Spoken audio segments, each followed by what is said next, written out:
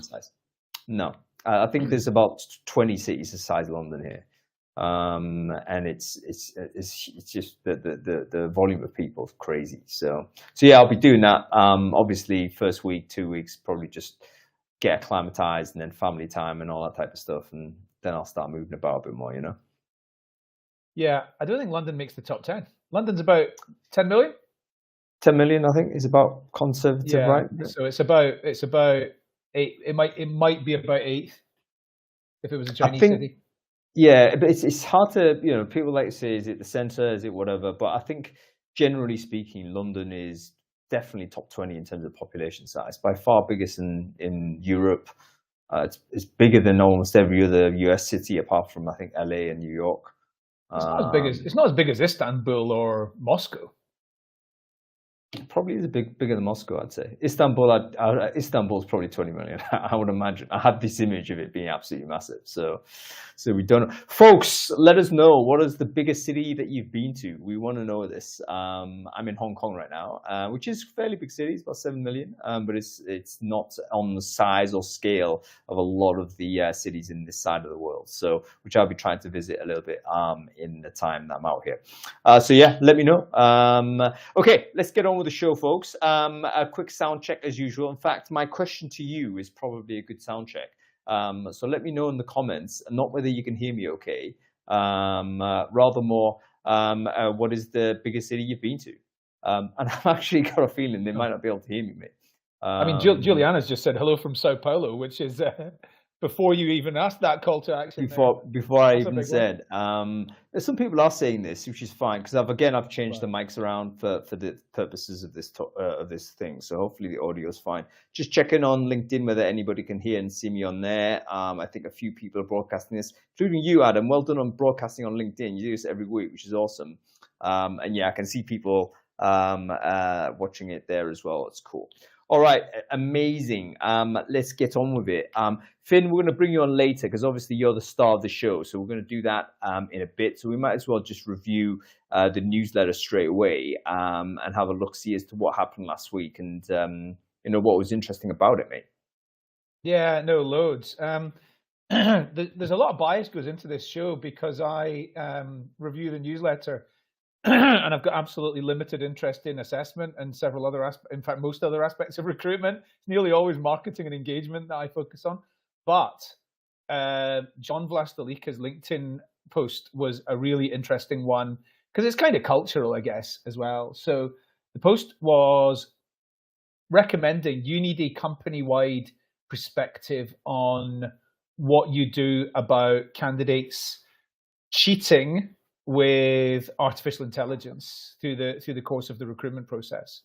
And I think he did a great job of covering it from lots of different angles. And one question that he posed right in the very middle of it was, look, would we actually want to hire somebody who had access to using generative AI to complete their assessment but didn't use it? I mean, does that say they've got no gumption? Does that say that they've got no initiative?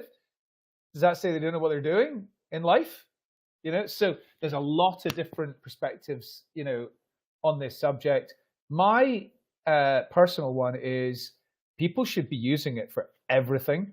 And if, obviously you don't use it to create, you don't use it for facts and figures where somebody's going to potentially go to jail if you get it wrong or going to die if you get it wrong.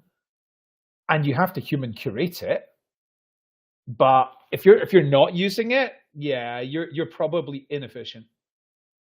Yeah, and I do like the idea of challenging what kind of morality it is of the person that refuses to use it or doesn't use it, because I don't think necessarily that's a good value system per se. I mean, you might just be like very quite fixated on what is good or bad, like having a black and white view of the world, and resisting sort of the concept of using tools, which I think a lot of people would be fine to do. But more to the point, John Vlastelica, a great brain fooder, a wonderful person to follow, must follow, I would say, on LinkedIn. So go ahead and do that. But he's one of those that actually has made a very important point, which is no matter what you decide as a business, whether you think AI usage is right or wrong or however which you play it, you just need to develop some sort of company-wide position on it, because without that, you're going to get your recruiters and your hiring managers each independently making decisions, local decisions as to what constitutes cheating or not. And you might very well have the same candidate using the same techniques getting banged out of one process because he or she is being deemed as being using tools that a recruiter decides is no bueno. But in fact, another recruiter would say, hey, that's totally fine. Absent a policy, there's no guidance to your recruitment team as to how they should behave when they're dealing with AI-enabled candidates. So I think he made a very important point. Remember that I did a LinkedIn poll on this late last year, and something like 89%, I think close to 90% of respondents said they did not have a policy on AI usage from the candidate side. So we don't have a policy, but I think we need to. And I'm going to do that poll again. One of my predictions this year is that we're going to get to at least 50%. Companies will have some sort of policy by the end of this year on AI usage, because I think we're going to get caught with that scenario. I think it's going to start hurting a few people there. I can't remember if I told you this, but doing a focus group last year, and somebody told me about a data scientist who was working in her company who had just been fired after 5 months in the job, because 5 months in, they realized that this person was using generative AI to do all of their work and actually had no real data science. I don't know why that's a problem. I said on the focus group, why is that a problem?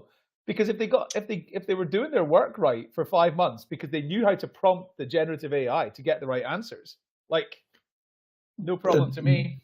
That's a second order challenge that we're not ready to have the conversation with, but I think it leads on to trying to figure out whether, like, what are we hiring for? Are we hiring for just a tool user for AI, or are we hiring for a human being that we want to potentially, have an undefined value in the future? And it's a question we're going to ask in 2025, I think, because there's going to be lots of those scenarios where you might have a super efficient AI user that may lack fundamental knowledge, domain knowledge on the thing that they've been tasked to use. So useless without access to AI, but they're actually brilliant at producing the output. So what do you do? Yeah, is it maybe some next stage thinking around skills-based hiring? And actually, we need to go to task-based hiring. Can they get the task done? Dude, this is why I've been a critic of skills-based hiring, because ultimately skills-based hiring is great, but are we really assessing for skills, or are we assessing for the ability to pick up tools and use them? And then we start getting into things like traits analysis and IQ tests and stuff like this, which, generally speaking, we're not very comfortable with. But if we're testing people on skills, and skills-based hiring is all about real-world assessments, then where does AI feature in on this? Because it could well be it becomes a big equalizer as to who can perform on that skills-based test. It may well be anybody with access to AI can competently perform this task with 12 hours of training, let's say. In which case, what are we assessing for? Just train the people 12 hours, assess for motivation. Do you remember when smart calculators came out and they could do all sorts of things beyond basic arithmetic? And there was a load of backlash from Jurassic Park dwellers about making use of them, and nobody does their maths. Nobody does their maths A level without without that now, because it's not about just your mental arithmetic anymore, is it? No, but again, there's another deeper conversation on that, which is has the use of the calculator in fact diminished our intellectual capability? One of the things that is true is that our level of scientific breakthroughs has actually plateaued and started to really go downwards. Why is that? And there's an argument to say part of the problem maybe we have stopped training our minds because of the access to the tooling that we currently have. So in other words, we produce more output. A smart guy with a calculator or a computer can produce 100 times more output than a smart guy without a calculator or a computer, but they're not advancing their skills because their brain's not being exercised. It's like driving a car and not running a mile.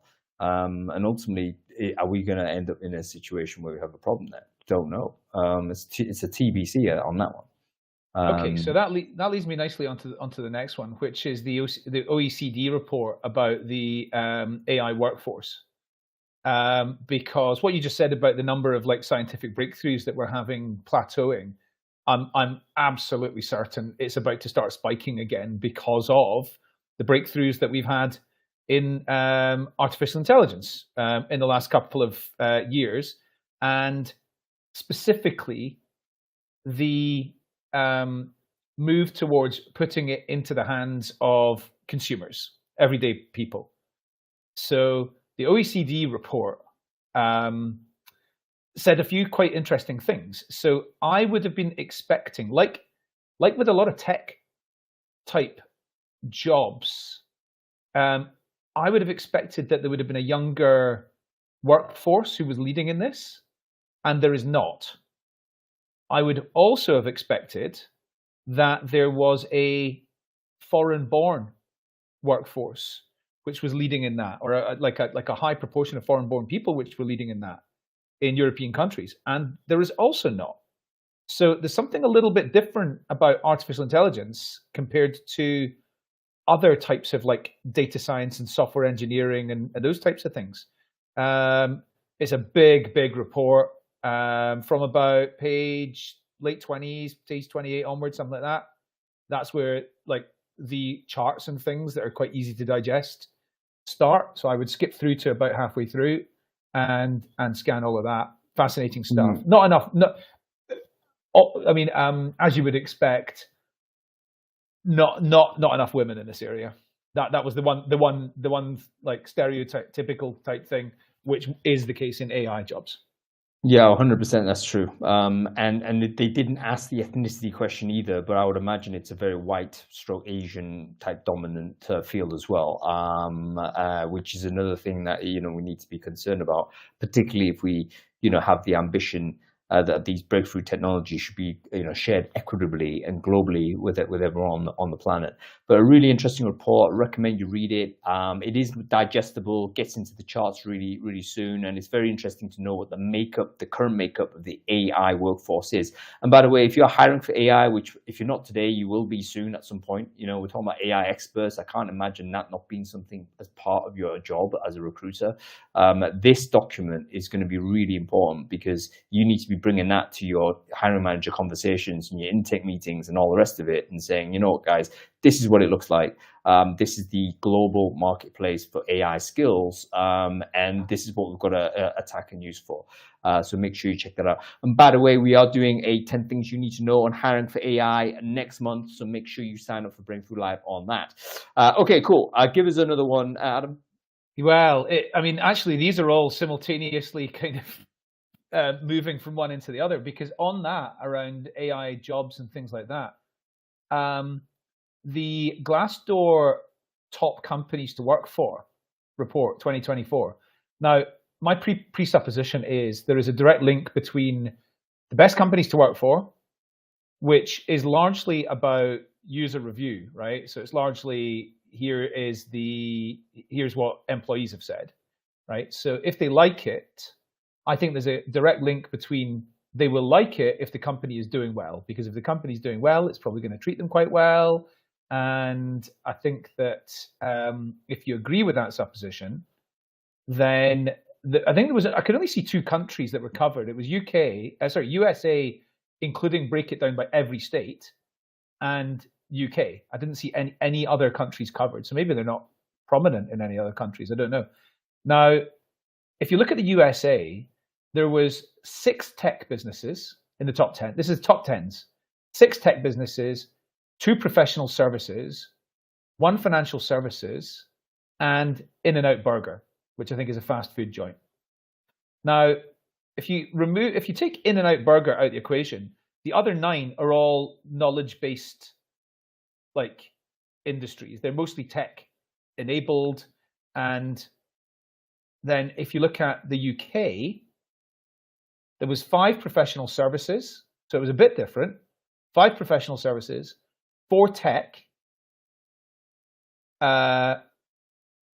If you include Boeing in that, that's tech and engineering. And then 1 which was like, I can't remember what they call it here, but they call it in America senior living, like retirement homes, that type of thing. The spread of industries covered in the UK and the USA, the top 10 companies in each country, is absolutely nothing. There is not one manufacturing company in the top 10 in either country. There was not one. There's a lot of industries that are not covered at all, and I think that's quite interesting because of what you just said about like everything you just said about AI, and every industry's become. You know, you're going to have to be hiring AI people in it. The UK is very well renowned as a knowledge economy. We don't really make an awful lot yet, and I'll come on to Wales in a minute because it links to another thing. But Port Talbot has, Tata Steel are closing their site, 3,000 jobs going, and it's not just those 3,000 in Tata Steel. It's going to be the other 3,000 contractors that are in there. A lot of those will go as well, and then all the downstream stuff around supply chain. You know, from the chippy around the corner that services the people going in at lunchtime and whatever. So, you know, I'm no economist, but there's a lot of interesting stuff in all this. Yeah, there'll be downstream effects of this. And you know what, to be honest with you, manufacturing is just hard work though. You know, what we've also seen is that people who... No reward too. Exactly, low reward and harder work, physically harder work. So we've seen this example where, you know, companies are trying to, you know, encourage people to join semiconductor organizations and all this type of stuff. And the salary differential is massive compared to a software company versus hardware, software a lot more. And of course, in software, you're sitting in front of a computer, you're doing remote work, you're arguing for flexible labor, all this stuff. Actually, hardware, you are in this factory. You know what I mean? You're there. So you're losing a lot of the things that we now like. So this is why it's not such a simple thing to say, oh, we're just going to onshore these things, because there's a reason why you offshore them in the first place. It was tough work, wasn't well comped, and actually, you know, the people didn't want to do them. So yeah, it's an interesting one. When I said low reward, actually you took it. I was meaning like for the individual workers, and actually that is of course true. I meant for the companies themselves. I mean, it's hard to make a profit in a lot of manufacturing industries. Really hard to make a profit. Well, mate, this is why wafer thin. Yeah, this is why the UK and US went down the financialization route, because actually it turned out to be a lot more easy to make significant margin on if your business was like information, because you didn't have any moving parts, you didn't have any capex, you didn't have all of that stuff, and that's basically the deal with the devil, so to say, that the Thatcher and Reagan made, was that okay? Let's just charge down this financialization route, give the high profit margins and all this type, and basically turn everyone towards this type of career path. But at the same time, it's led to a massive deindustrialization across those countries, which has created huge gaps, inequality, for instance, and it's also now led to, you know, political manifestation, with, you know, the rise of the right wing. But anyway, we can get into that in a different topic and a different show, because we've got to talk about tech hiring. So let's get on with this. We see Finn adding some amazing commentary into the chat. So we're going to bring him on screen because he's going to create more exciting commentary as he talks to us. Folks, we actually asked Finn to do this for us because Otter, of course, are one of the sponsors of Brainfood Live. But they're also a company that has some really interesting proprietary data on actual candidate behavior and actual employer behavior on their platform. So I've asked Finn and the data science team over at Otter, and he's actually worn on-brand equipment as well. I'm just so delighted. You never know. I'm thrilled. Good to be here, Hung. How are you doing? Great to see you, Finn. Finn, for the folks who didn't see you last week, can you quickly introduce yourself? Who are you? What it is you do? Yeah, absolutely. My name's Finlay Clark. I'm the VP of Commercial at Otter. Everyone calls me Finn, so feel free to use that. We started Otter 4 years ago because people were telling us job search is soul crushing. Everyone felt like a second-class citizen, and no one was standing up for candidates. So we really tried to reduce the noise for candidates. We give candidates tailored matches, not just on the obvious things that they're looking for, but actually on things that match their ambitions and really what they're looking for cultural values from a company. And we give them jobs one at a time with great information about the company. And this means that they're making fewer but better quality applications. And for the companies, that reducing the noise works for them as well, because obviously recruiters are drowning in applications, and what we've really managed to do is get people to opt in and really want to apply for these companies. So we really focus on fast growth, innovative, typically tech, but not always companies. and we help them hire all over the world for not just the tech employees, but also for commercial and marketing and operational and all the rest of it. So we're currently at about 1.7 million candidates around the world, focusing on UK, USA, and Europe. So really happy to use today to go into deeper trends about our marketplace, what we're seeing, and hopefully it'll be useful for people in your audience. Yeah, fantastic. And 2 points I want to raise here. I think firstly the kind of the walled garden type of marketplace that you guys have, I think is going to be very powerful, particularly because it can kind of suppress the AI generated application flow that we might be seeing on the wider. It's a little bit more Wild West. I see it as if you're just pushing ads out into the wider world, and of course the idea that you've got this dual-sided curation, which basically is there to try and winnow away the noise, which is I know is overwhelming recruiters right now. Second point, there's actually loads of recruiter jobs on otter.com. So you're actually hiring recruiters on there. And if you're watching this, folks, and you're looking for work, for instance, looking to potentially change your scene, get in there as a candidate. It seems that there's opportunities there for you. So so go crack through that and have a look-see. Okay, cool. Finn, let's dive into this. I know I asked you and the team to do a bit of work and digging into state of tech recruiting in 2024. Can you give us the high level and then just take it down, whatever thread you want to take it down, man? Yeah, absolutely. So how I think I'd structured this session, and I must give kudos to the analyst team at Otter. So shout out to Talveen and Yoyi, who've been busy working on this for a couple of weeks. And what we've really done is we're a two-sided marketplace. Okay, so on the first hand, we've got 11,000 companies on Otter, and they've got thousands of jobs. So we'll talk at the beginning about what's happened to companies and jobs for the first part. The second part, we'll talk about what candidates are doing differently, because there's clearly more candidates in the market, but there's interesting trends there. And then lastly, I thought what would be interesting is to give your listeners an insight into what companies do really well on Otter, because there's a huge difference between the companies that get the bulk of the great cream of the talent and those that don't. So I'm happy to share some practical things that people can take away and implement today. So that's kind of how I thought we'd structure it, but I thought we'd start by kicking off with a little bit about companies and jobs. So one side of the marketplace. Happy to start there, Hung? Yeah, 100%. It sounds fantastic. Okay. So as I said a minute ago, we have 11,000 companies on the platform. Over the course, we've looked at 2023 as a whole and what's changed to where we are today at the beginning of 24. Over the last year, so almost 9,000 of those companies had a job live at one point. And I think overall, the insight that people want to know, I thought your speaker from Indeed last week was really interesting when he was saying that we've seen a 60 to 70% reduction. We're seeing something similar, not quite as pronounced. So about jobs on the whole are 40% down on Otter year on year. This won't be a huge surprise. It's in line with stuff that the ONS have covered already.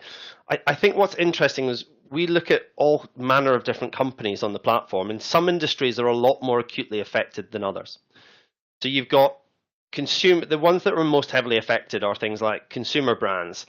We've got travel and transportation, health and beauty, even science, real estate. These companies that are in this area with a tech focus have really been cutting back more than 40%. But then the least affected companies have been in areas like e-commerce, productivity, and then it won't be too much of a surprise if you're in AI or even cloud and security. You're almost kind of recession proof. These companies are nowhere near as cutting back at the same scale. In fact, many of them are growing rapidly, as you know. So the way I think about some of these trends is like something like cloud. It's a 20-year technology trend, and we're probably even about halfway through that. With AI, again, it's going to be a 20-year trend. We're just at the beginning. So I do think with these things, it's kind of like, whilst there is cyclical moments in the market, there are some industries where they're going to be growing regardless, and some areas which will obviously be more affected by this. So the other thing to call about just with regards to jobs is that, we do have startups who are looking for their first 10, 15 employees on Otter, like they're trying to get to MVP. Those companies were the most heavily affected. So they really cut back, which is clear because the funding environment's radically different than it was. And obviously it's harder to hire because obviously these startups are more risky for employees. So if you're in a job and you're thinking, I want to go into a startup, now's the time where people are beginning to think, is there now the right time because of security that there just hasn't been around in the market for a little while. So that's a little bit to begin with in terms of the overall market. Overall, more people in the market, less jobs. So this is why recruiters are really having a tough time, obviously, because their teams are smaller as well, right?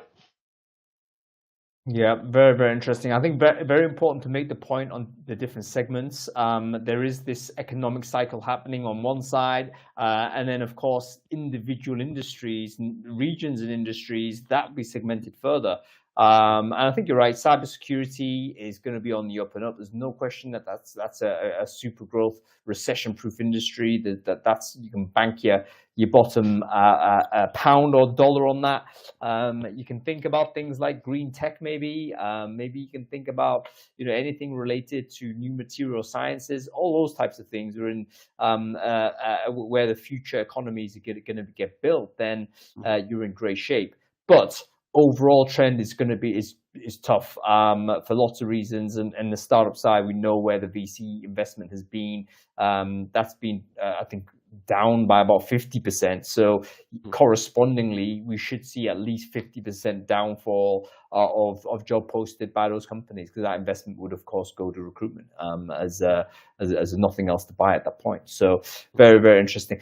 Were there any regional trends? Are you able to spot that, Otter? Or is it? I mean, are they like, oh, Bristol's doing great, or is it sort of not? Are you not comfortable making those type of statements? It's probably less regional in the UK. I mean, we look at things in US, Europe, UK. We look at markets. I mean, USA, they had major cutbacks in 2022. So around about the mid part of 22 was when a lot of the US companies, and we could see the jobs begin to be removed from the platform. And it kind of, what it's like when the US catches a cold, Europe get it later. You could see it kind of in Europe and UK, jobs began to come off the platform a bit later than the US. So it is interesting. We do look at regional trends, and I've got a couple more things I can pull out today from some of the work that we've looked at. But I think what's interesting is when you look at jobs, the job side of the marketplace, what's interesting is that remote jobs they've halved on the platform. So 7 out of the 9 remote locations that we have, the jobs that have been tagged as remote have halved. This is, you talk about in your newsletters every week about return to office RTO. What's interesting is the impact of that was similar in Europe and the UK compared to the US. So it's kind of like this is happening as a lot of global companies, but also companies that are in these markets are opting for the same thing. But as I'll come on to what the candidates are interested in, it's not necessarily what the candidates are wanting. So there is this tension here, which exists. But it's definitely, I often alluded it. It's like trying to get the toothpaste back into the tube. Like, how do you do it? Can I just add something in here, which is quite interesting, in that I recall from the Firefish recruitment, like 2024 study, reading, which was in the newsletter at the weekend, it said more recruitment organizations are allowing their people to work from home first and in the office occasionally. There is less full time in office than there was right. each year so far, which is not what I was expecting. So that's actually the opposite of what you're saying, Finn, about tech workers. Which, I mean, I'm not contradicting what you're saying at all. I'm just saying it's really interesting that actually the reverse has happened for recruiters, as recruitment agencies seem to have become a bit more enlightened over the last couple of years. I would say that's very much a caveat on agencies. I mean, because in-house, I think it's literally disappeared. I mean, guys, let me know what you think out there. If you're looking for work, are you seeing remote recruiter jobs? You rewind back 2022, that was the thing. Everyone was like, people were dropping the flexible working as one of the big USPs, as this is going to really align with your values. But I think that market seemed to have disappeared in 2023. Every recruiter job I saw that was on the Brainfood Jobs job board was on premise. And I think for us, internal recruiters have gone in. Now, I think the Firefish report was predominantly on agency side, so I wonder whether it was an agency, it was all in-house. Yeah, in-house. Well, it is. I'm just gobsmacked. Yeah, I was just gobsmacked at that recruitment agencies were not having people like in the in the hot room, in the boiler room. Boiler room, banging it out, banging the calls Exactly. out. Maybe Yeah, it's get on the because phones. maybe it's because recruiters are like lone wolves. A lot of them, they're used to building a desk on their own. I mean, I don't know. I speak to some recruiters, and I often don't think it's the collaboration thing that you get. One thing that's interesting just with the roles that we've got, and this is something that's slightly concerning for people entering the industry, is that when you look at the seniority of roles, I mean, we have roughly a third of the candidates on Otter are entry level, like 0 to 2 years, a third are mid, like 3 to 5 years, and then a third are like 5 years or expert, 9 years and above, right? So we cover all ranges. And the entry level and mid level roles were most affected. When you look at the roles that have been affected, so expert roles, those with like 9 years plus experience, they're the far least. So when companies are thinking about investing, essentially they're saying, in the past where we can get a lot more young talent into the business, they're holding back, they're not having as many headcount, and obviously they're trying to just get more experienced people in. But this is a problem for the industry. If you're trying to get into tech at the moment, it's a harder climate for sure. That's really interesting because and I've heard again anecdotally, you know, if you're out of a boot camp as a developer, a career changer, let's say, or whatnot, 2023 was actually a really, really tough year because companies felt, maybe right or wrongly, but they felt there was more candidates out there in the marketplace, and that led them not to have to look at candidates that they would otherwise feel that they needed to train more or to, you know, handhold for a year or two or whatever. So yeah, it's getting in on tech has turned into a harder thing. You know, the golden era of choosing a very high salary, remote, whenever you work, wherever you want, seems to have receded very quickly there. Interesting. What type of jobs on platform, Finn, can we talk about? So tech is a big term, but can we dive into that and say, you know, are there particular types of tech jobs that were more or less prominently lost on the market last year compared to the years before? Yeah, so there have been some changes. I mean, what was interesting, 2022, the second half of the year, we started seeing a lot of talent jobs come off, and I can cover a little bit about where we are on that in a second. But in 2023, we definitely saw a reduction in some of the technical roles. So this is for us, technical software engineering, data, product. And these we had a 45% drop in these roles across the platform. So some areas were less affected, like operations and sales. I mean, I think when business is tough, people still need great commercial people. But yes, certainly there have been some changes in categories over the years. But I often say to companies, like, still the best people, they still have choices. And they're still looking for companies that really match them in terms of what they can offer. And you know, for many of the best candidates, they're not just like, they're only going to move for really the right job. And that's what we try and do, surface these great jobs, these gem jobs to people. Yeah, very, very interesting. Sorry, go ahead. Go ahead. I was going to say, there was one area I just wanted to cover out about jobs, which I thought was quite interesting. And the point I was going to make is that salaries transparency has moved, but only in America. And obviously, we know that the Americans have put legislation in, and I just think it's another really obvious example where regulation moves the market. So to give you an idea, the proportion of roles on Otta that had a public salary in 2023, it nearly doubled, so 43% of all jobs. And obviously, in the US, it went from 30% to 62%, which is great. But in the UK, there was little to no change. And that was the same for virtually Europe.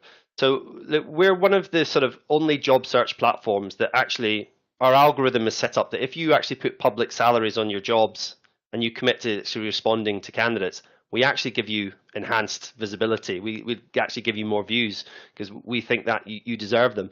So I just think it's interesting that, as I said, I know some of the bans on the roles are really big in America and people are kind of hacking it, but I just want to say it is a good example of where regulation can move the market. And obviously, I think companies who are still burying their head in the sand around this, they've got to start looking at it this year.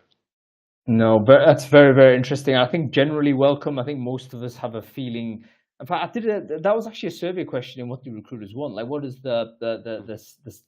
your opinion on salary transparency? And broadly, most of us were in favor, about 2/3. So I think generally speaking, we feel this is a good thing. And EU pay directive certainly is taking an effect I think it was agreed in law last year. It takes effect this year, so that's the EU will take care of. UK, of course, operates as some sort of outlier of what the heck are we going to do? I don't know.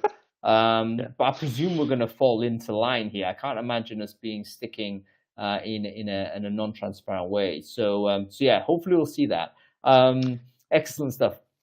Go ahead. So I think, what's interesting is some of the work that my teams do with our customers, like take Hannah Briscoe and the team at OVO Energy. They put a case study to their exec team using some of the data that we had that opted for doing a pilot of public salaries on their jobs on Otta. And they've now made it policy. They won the argument with the exec team by using data to say, this is going to save us time because people who are applying, we can afford, and they're opting in. And it just, I know there are politics in bigger companies with this sort of stuff, but I think one of the things that TA people can show leadership is by putting together a very quick pilot and test and actually being able to go back to data. Because I'll give you an example. The average viewing time on a job on Otta is 17 seconds. So people spending 17 seconds reading about a company, learning about a job. When you start adding the things that candidates want to see, like salaries, it jumps up even higher. And so you're getting this deep engagement, and it just makes the whole recruitment process so much easier. So it's something which I just think people can say too difficult, not going to bother. I just think people in your community need to probably be thinking about it. And I said, we're happy to talk and share examples of companies that are making progress here. Yeah, I wonder whether sort of salary, like jobs that don't have a salary declared on it, will be similar to finding property that doesn't have a value on it at some point. Like, are you even gonna click on it if it doesn't tell you how much they want? It's like it's a waste of time. That you don't have the time necessarily to negotiate. So I think this is happening. And Michael, thanks for sharing that. I think Darren's been great with publishing stuff, and we do actually know why companies don't publish salaries. It's not a straightforward yes, no. It's easier if you're a younger company with less people, basically, and less legacy. But we do know if you've been around a 100-year company, you know what, you're going to have a dozen compensation plans and reviews in that period of time, and everyone is off beam. So there's huge cultural reworking need to be done. But if things like the Pay Transparency Directive takes place, it's going to be forced on you. And so that I think is going to be a big HR project for this year, rationalizing comp.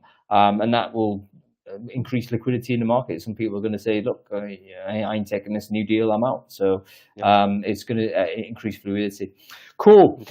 Okay. Let's talk about candidate behavior. In fact, no, let me not guide you on this, Finn. What was the next thing that you wanted to discuss? Well, the final thing I just want to say on jobs, because I asked the team to look, because I know most of your audience are in TA and recruitment. It's just to say, look, we have 1,300 HR and recruitment roles in the platform today, but it is 28% fewer jobs than last year. So when we were prepping for the call, you said, tell the audience what it is. And it obviously there are fewer jobs. But I just wanted to say that there are new jobs coming live every day on Otta or every week. So it's difficult for us to predict where we are in this kind of tech winter of jobs. We look at the jobs every week, but the candidate activity is up. And that's probably what I'll lead with next. So I've covered what's happening on the job side of the marketplace. Why don't I tell you what's happening to candidates? Because one of the things we look at is, how many applications are they making? How does this differ across the world? And what's really interesting as an Otta, like our whole premise is about making people make fewer but better quality applications. So it's kind of like the opposite of easy apply. We try and actually put friction in the product so that you can't even view and apply for thousands of jobs. So what's interesting is that over last year, candidates actually make the same number of applications. So in the UK and EU, it's roughly 4 or 5, and in America, it's roughly 7 or 8. But the issue for your recruiters and TA people in the audience, they feel like it's a load more. It's not on Otta. Like, people are making the same number of applications, but there's more people, and then there's fewer jobs. So this is why they're getting this feeling of we're trying to reduce the noise, but there's definitely this macro view which is obviously playing out at times. So I think it's just worth knowing that that's kind of, it's not necessarily people making hundreds of applications. On actual average, the most common number the most common number of applications that someone makes on Otta is 1. right? And really, it's what we try and do is get people to find those gem jobs. But I mention it because I just think, yeah, there are more people in the market, and this is where TA people feel a bit of the pinch. But it's not necessarily with people making loads more applications. Certainly, that's what we see on our platform anyway. No, that's really good to know, because obviously the volume of applications per candidate is some indication of motivation, I guess. You know, if you're a full-time job seeker, for instance, you're going to be highly motivated to have a very high applicant rate. That makes sense. But if you're kind of, you know, passively looking or just looking here and there, you're going to be super selective and just shooting one or two things out there. So what you're saying is basically no real increase per person. There's simply more people looking. Or more people on platform, and then there's less opportunities correspondingly, so the overall applicant rate has gone up. That's very interesting. Oh, by the way, Finn, go on. No, you go. No, I've been banging on at some at risk of boring the audience about AI-enabled candidates, you know, increasing apply rate per person. But I assume that's actually going to be more difficult within a closed system like Otter, isn't it? You can't apply from outside the system, as I understand. So the way we work is that some companies we have with ATS integrations, you can apply directly on Otter. And I mean, obviously, there's a box where you can put almost like a sort of mini cover letter. I mean, we have seen candidates using AI to write this. And, you know, just building on your discussion earlier, Chance, what I find interesting is that hiring myself is that the problem with using AI to write a kind of cover letter for a note is that you get all these applications that all read exactly the same. And you know, in our business, I just think if you're trying to apply for a fast growth company, if you really don't want to sound like everyone else who's applying for that fast growth company. You want to sound as though you've done some thinking. And I don't mind the use of tools, but what I think is that people think they're being smart using these tools, when in actual fact, the danger is they're not able to stand out because people can begin to work out, oh, this sounds exactly like these three other ones. And then there's one candidate who's written something really quite bespoke. And I think that's my only thing about people. Yeah, you are able to use AI and there's always a role for it. But I just think that nuance is candidates need to be mindful of that. I would say that nuance applies to recruiters as well. If you're banging out the AI composed messaging, that's all well and good because it's saving you some typing time, but I think it's a very short window of opportunity where the receiver starts cottoning onto it and think this is sounding the same. And remember, by the way, all of these artificial intelligence services are trained on historical data, so it's inevitably going to sound the same because it's going to go with what is most likely been said before. So if you're looking for unique or innovative ways of putting it, you've got to instruct it specifically that way to kind of subvert itself rather than go with the initial recommendation. So yeah, thanks for the question. I'll raise this, by the way, for everyone. If everyone's got any questions that you want specifically Finn to answer, put it in the Q&A on the sidebar and we'll go to them towards the end of the chat. By the way, folks, I've realized time as well. It's just been fascinating listening to Finn wax poetical on this, but we're kind of we're 45 minutes in. So now is a good time to take a mini break because we always want to make sure that Brain Food Live is a conversation starting show, not a conversation ending one. And of course, we do have to come off air in due course. And it would be a terrible shame if we were to do that. And there's people out there that want to continue the conversation in some other form. So now is the time to basically grab your LinkedIn URL, share it in the chat stream if you're watching this on Crowdcast. If you're watching this on any LinkedIn threads out there, whether you're watching an Adam's show or Finn's LinkedIn or my LinkedIn, put your LinkedIn in the comment thread there, and then just connect to everyone you see do the same. You should just walk out of this with a supercharged network of 30, 40 people that are interested in this conversation, tech hiring, state thereof 2024. Okay, Finn, let's get on to the next thing, man. Yeah, by all means. So I think what's interesting, you kind of touched there around passive and active candidates. And I think a lot of people think that you have to use recruiters to get to the passive candidates. And we've found that we've actually, when people sign up to Otter, we ask them, we say, are you actively looking or are you just actually not just browsing really? The funny thing about it is that we find that the people who say they're not actively looking, they get hired at pretty much the exact same rate as the people who say I'm active. And the funny thing about the difference, the reason we think this to be true is because we did some qualitative research with candidates, and they said things like, yeah, I wasn't actually looking, I was just having a browse to see salaries, am I being paid the right amount for my role and level, and then I saw this dream job at this company and I applied and I got hired. So that is one of the sort of discovery things which we drive. But the difference between last year and this year on passive and active is actually, it's meaningful. So to give you an idea, in 2023, in 2022, roughly 1 in 4 candidates was making an application. Okay. And then last year, it's closer to 1 in 2. So it's just around about 45%. So as I said, people make fewer applications on Otta. 80% of the audience make 10 or less. But the other really interesting thing with our marketplace is there's a stark difference between the amount of jobs that Americans apply for and, say, the UK and Europeans.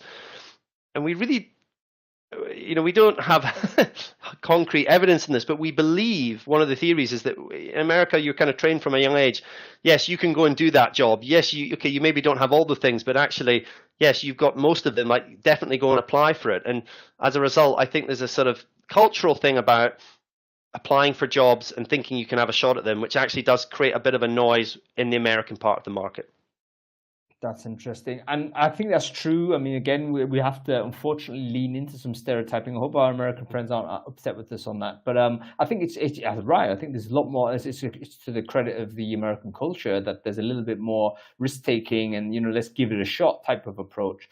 But I also think it's got something to do, a great deal to do with, things like notice periods and at-will contracts and what have you. So maybe job insecurity is definitely higher in the US than it is elsewhere in Europe and in other places in Europe. And that basically is a liquidity thing. So if you're on an at-will contract, you're going to be thinking all the time, aren't you, about, boss can just tell me to leave tomorrow and I'm done. Whereas you're in France, you got 3 months, even more, and there's a procedure that you need to go through, and there's much more forewarning, which basically doesn't put you quite as much on edge. So I think there's push and pull on that issue there.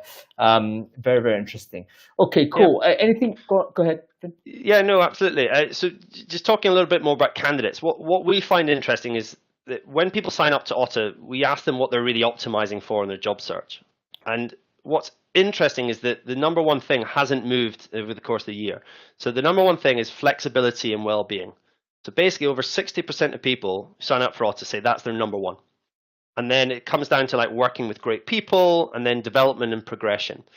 And I just think it's interesting that, what I said about remote jobs dwindling or diminishing and then people saying, but actually flexibility is still number one.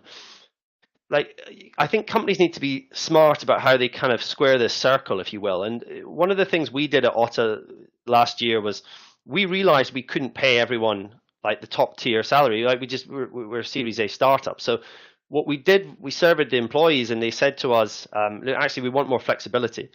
So rather than getting people to buy more holidays days off, we did a pilot of a 9-day fortnight, Hung. So we get every second Friday off. The whole company's off. There's no Slack and there's no emails, right? So we've done this as a way, so we didn't think moving to a 4-day work week was appropriate to give everyone 20% of the time back, but we did 10%, and we've made it work, and we've made it work with, maintain productivity, which was the goal, and ultimately our staff are a lot happier. So when I think about flexibility and well-being, and okay, it's easier for a smaller business like ours, but I do think that what you've got to do is if you can't compete on areas like salary, can you compete in other areas? And I think we'll see more businesses moving in this direction. Yeah, it's very interesting. I think those two elements might be aligned as well in a contingent way, in the sense that if employers are kind of pulling back on remote, and that's expressed on the posted jobs that we see in Otta, but obviously lots of companies aren't posting jobs, may have made the RTO policy, that may then trigger employees to suddenly elevate flexibility as a priority concern. If, for instance, you're used to working and you now enjoy remote, your company's called you back to office, you think, oh, right, where's my old Otta account? It's like, let's fire this one back up. I think that's obviously going to happen, right? So yeah, it's an interesting interplay between where we're at, and there is that tussle between employer and employee as to who wins out on this. Okay, very, very interesting. Go ahead. Yeah, so maybe that links in nicely to like the third section of kind of what our team have been looking at. So I've covered salaries and what the companies are doing. I've covered what the candidate behavior is, but like let's talk about it, what it means for people in your audience, the recruiters here. So the thing I always say to companies is there's a really big difference between the companies that get the most applications on Otta and the cream of the talent and those that don't. Okay, so what do they do? Okay, because fundamentally they have different behaviors and they're leaning into the things that candidates care about. Okay, so I'll give you an example, just building on the flexibility theme that we just talked about. Like, it's not enough to say hybrid working. Okay, so what you need to say is if it's 2 to 5 days in the work, that needs to be clear at the top of the job on Otta. It needs to be clear. Where is the office? Okay, we've got a great small business called Hook on the platform, and they basically say they say, look, the whole team is in the office Tuesdays and Fridays, and the rest you work where you want. We don't do finish times. We have a company culture of minimizing meetings. As a key to our stunning private offices, you can use them 24/7, and that's a really, really clear hybrid policy. It's one of the best, and their employees rate it 9.5 out of 10 for flexibility. So I do think when people say, okay, well, yeah, we're flexible or we're hybrid, I'm like, no, job seekers want to know really, like, what does that mean? And you have a canvas to do that. And the companies that are doing this, as I said, they perform much better. So I just think, I know some companies it's different between teams and departments, and I think you need to go to that level when you're trying to attract the best talent. That's a really, really good point. Sorry, Adam, go ahead. I think that's exactly the same. That's for exactly the same reason as the salary transparency, isn't it? They want to, I mean, if there's ambiguity in the way that you're positioning the offer, then they're like, move on. I don't have time to find out. It's just exactly the same as any sales process. If the buyer's got questions, the chances of them moving on are higher. Yeah, remove the question is what you're saying, Adam, and I think you're right. You can't just say we're hybrid. Like, have you thought about what that means? How does it manifest in the office? What happens? The absolute clarity of it. And again, it's not a moral judgment as to how hybrid you are. It's just like, are you clear on what your expectations on your staff are and what the social contract is? And then people can self-sort. You can decide for yourself whether this fits you. Sometimes it doesn't. I remember old mate of mine, loved working shift work. I would have hated that, but he loved basically walking around London when no one was around, and being able to have free time during the day. He wasn't much of a night owl. Happy to say, right, I'm doing my nights, I don't care. Whereas that wouldn't have suited a lot of other people. So to each their own. Just be clear what it is. That's a really, really good tip. What other tips have you got for us, Finn, on effective hiring that you've learned from Otta? Yeah, so I think one of the other things that a lot of the companies who do really well on Otta is they're leaning in to tell candidates what they're doing on diversity, equity, and inclusion. And we have a section of the job card where companies can really say with real degree of honesty around what they're doing. So you don't get a lot of companies say, oh, we're striving to do this. You actually get people who say, these are the things that we've implemented. These are the things we're trying. And these are the policies, whether it's parental leave, whether it's flexibility. It's really kind of leaning into the fact that diversity is something which people want to know. They want to understand that they're thinking about joining a company that is forward thinking and progressive in a lot of occasions. And I think what's interesting is that we find that on Otta, like 53% of the candidates on Otta are women. Okay, and we're a tech hiring platform, and even in technical categories like software engineering and data, like 2 out of 5 of every applicant is a woman. So we've built this platform, and it's because there's lots of little things that we do. Like when people sign up, we remind women that they typically set their salaries 15% lower than men. And we urge them to actually, make sure that they are setting the right salary. And because unfortunately, Hung, there is a very learned behavior that if you're a female software engineer, when you are entry level in your career, you set your salary about 8% lower than men, but it's a learned behavior. When you're 9 years at expert level, you set your salary 20% lower than your male counterparts. So again, what we're trying to do is tell candidates of all different, obviously we've got ethnicities and gender, is that there are biases. We're trying to call it out, and we're trying to help candidates. And what we see is that we have a much higher degree of diverse candidates using our platform to try and find work. That's really impressive. I was very surprised to hear 53% candidate, sort of female candidates on platform. That's massive, particularly as what we know. And I know you're not exclusively tech, but well, from what we know of the tech environment, which is majority male, let's say. So well done on that. Good place, folks, if you're hiring and diversifying your teams. It seems that there's lots of reasons to be on the platform. Okay, we've got a long way to go. Yeah, we've got a long way to go, Hung. But I just think there are things that companies can be doing, and I think the only other thing that I just really call out to people on is speed. And being responsive and being able to get back to people timely. And like, I know that you made a good point in your newsletter this week around recruiters being very stretched, but I think one of the things that we're trying to do is, in terms of trying to reduce the noise, I'll give you an example. Our paid customers, our pro customers, they have ability to source on Otter, so they can ping outbound companies in the back end. And we find that for every candidate, when they sign up, we actually encourage them to put things that are not on the CV. So like, really, we ask them questions like, what is it you really want in your next role, and what are you most proud of? And actually, we have this little yellow box next to a candidate where you really get an insight into what their mindset is. And what we find is that when you get people who actually use that information to ping a candidate and not just use a cut and paste thing, you will find that your response rates can be north of 75%. And I think we've got Michael from Equitas on the webinar, and he's found this out. Like, if you use this type of insight to get through to someone, you can send much fewer messages, and it's so much more efficient. So it's the kind of thing where I just think, like, I think some people think recruitment is this numbers game and it's pipeline. And I think what we're sort of quietly proving is that you can reduce the funnel in various places, and sort of less is more, essentially. You know what? That's an amazing bit of innovation there. Just to ask the candidate what is not on your CV that you really care about. Like, why hasn't LinkedIn done that? Do you know what I mean? It's like all of these generic messages just been piling out. But it just takes, and any organization can look at this and make it immune from being scanned or whatever it is. So it doesn't, it's not part of the search system, but it forces a human reader to read that piece. Maybe it's just a picture instead of text. A text of a picture instead of text, and then it forces, again, some thought into the email, and that's going to be the big differentiator in this AI-enabled world we're heading towards. People are going to resonate more with, I see this. I mean, everyone is getting AI messages now. I think we're all receiving these, and we're all seeing those in comments and stuff. No, I can't respond to that. I mean, immediately it's an insult to do so now. So we're already at the point where AI start disabling the engagement rate. To be able to say something very custom, very specific would be right there. Fantastic.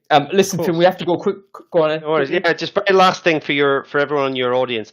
Two things I just wanted to say to people who were listening. Number one, if you're not on Otter today and you're eligible in terms of you've got jobs in the locations we have, we can give you a free trial. It is finlay@otter.com. And secondly, for those of you who are on the platform, we're willing to have little mini consultations with our product experts, no obligations, just to help you to learn how you can be a top performing company, because there's this wide discrepancy. It's much better for the whole industry, better for candidates, better for companies, if we can just get this humming a bit more effectively. So the offer is there, and honestly, we'd be glad to help out. That's fantastic. I mean, just reach out to Finn on LinkedIn. Finlay, is it finlay.otter? Finlay@otter.com. I think I can ping it in the chat just now. Yeah, ping it in the chat, get free consultation, free advice, and a free go on otter.com. Why not? Okay, we haven't forgotten about the questions. We're going to jump to them real quick as you type that in. I don't think there's that many, but we'll go to the first one.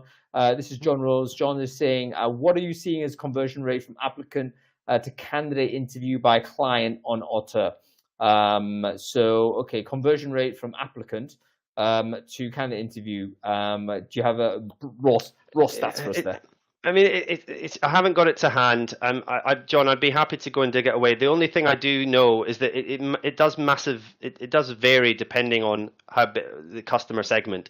So whether it's startup or whether it's SMB or a large company. So I'll happily come back to me if you ping me. I can answer you. But it's in general on Otter, it's fewer but better qualities. Like someone like Funding Circle in the UK fintech, they said, look, we offer 1 in 3 candidates from Otta that we actually interview. So there is this idea they're getting fewer but better quality people through, and ultimately hiring them. So yeah, I can dig that out.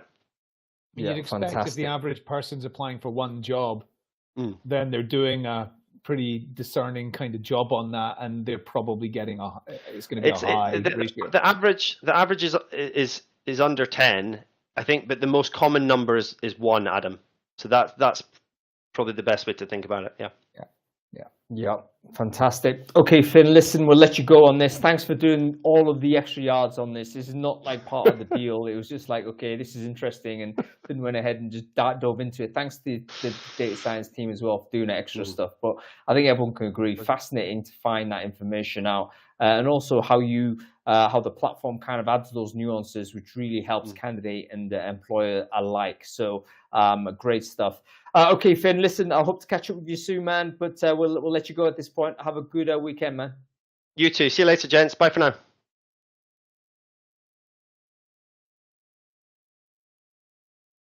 That was interesting, really interesting, and really good to do this. By the way, folks, what is your idea on us doing more of these types of formats? Because obviously, Brainfood has loads of companies that want to get involved, want to sponsor the platform. My previous view is, look, this is a discussion-based show. We want to have topics and all that. We're still going to do that as base, but I'm really interested to know from a platform like what is actually going on behavior-wise. Because that tells us a lot that we don't get from thought leaders, right? I've been writing a lot of thought leadership. Guys, it's speculation as far as I can tell you. Honest speculation, but it is speculation. But when you be able to draw data from the likes of this, I think it's quite interesting. So yeah, I might drop a few more of these things in future. But okay, folks, listen, we're on time, so we have to let you go. Thanks for watching, everybody. We're back next week. We are talking about how to measure quality of hire in the age of AI. So number one, how to measure quality of hire. We don't know how to do that. Most of us don't anyway. But the additional twist is, what does it mean when everybody is AI enabled? Number one, can we use AI to help us measure quality of hire? Has anyone done this? Has anybody tried to apply technology to improve how we understand a good hire is a good hire? Secondly, what does it mean in terms of job performance if we now have AI versus non-AI enabled candidates? Do we put our sort of sales targets up? Has anyone done that as a result of saying, you know what, I think AI is going to help you make that number? Is that even fair? And how do we do it? Has it changed how we measure quality of hire? So make sure you follow the channel if you want to get more information on this, and register for the show. It is live and up. We've got some amazing guests for us to talk us through that one. All right, that's it, folks. I'll see you next week, same time. Cool. At what point does it become paralysis by analysis? So here's the example. You've just said, should we be looking at using AI to work out quality of hire? How about we use AI to assess the AI methods that we're using to assess the quality of hire?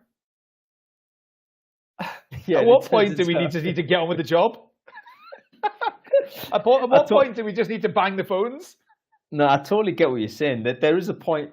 There is how do you judge the balance? And there probably is a number. There is, or shall we say, a percentage?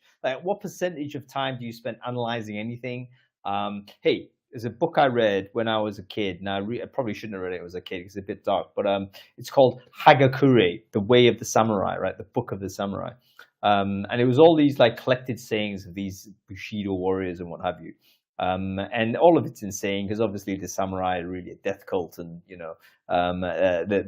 not they're not a sort of a path that I think you want to follow in this day and age. However, one of the very quick things that they said, one of the writers said, which is really interesting, was if you're struggling to make a decision, you should make that decision in 7 breaths, no more than that, because the reason why you don't know. You can take another 70 breaths, but you're not going to be any further in your dilemma. So you have a dilemma.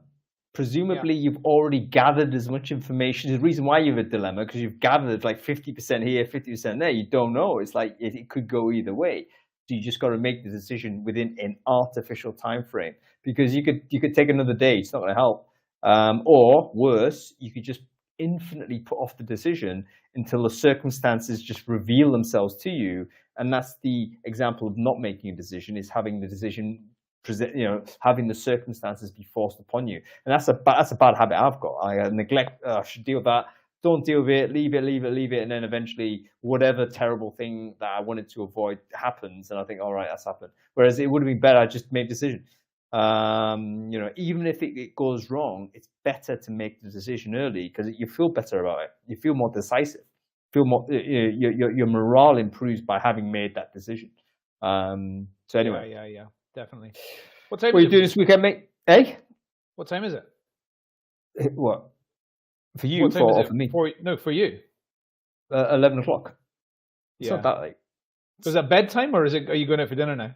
No, I've already had dinner, and I'm in the village right now, so it's like there's nothing to do. It's finished, and I'm still a bit jet lagged, so I'm knackered. So I'll close this off. Next week I'll be back to normal, but I want to keep UK time, because probably might want to sneak in maybe a weekend show when I'm Asia Pac as well. So I do know Asia Pac is mega neglected simply because I'm usually in Europe. So yeah, I'll look to do something Aussie, and maybe do a how to hire in the Philippines or something. Cool. Might be quite interesting to do. All right, listen, I'll let you go, mate. Cheers. Bye.